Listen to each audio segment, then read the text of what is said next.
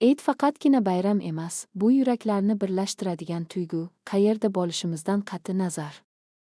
Bugun men O'zbekistondaman, lekin yuragim hali ham Pokistondagi yaqinlarim bilan. Eid kuni va bolalik xotiralari yana jonlanadi.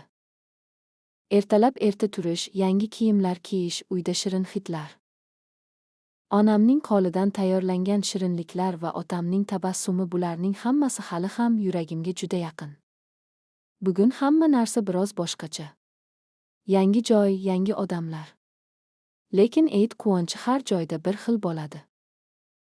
Bugun men sizlarga O'zbekistonda Eid qanday nishonlanishini ko'rsataman. Bu yerning odamlari, ularning an'analari va bu joyni o'ziga xos qiladigan narsalar. Agar siz ham uyingizdan uzoqda bo'lsangiz, esda tuting.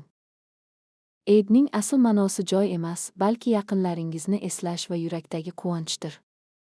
Barchangizni chin qalbimdan Eid bilan tabriklayman. Alloh barchangizga baxt, baraka va xotirjamlik bersin.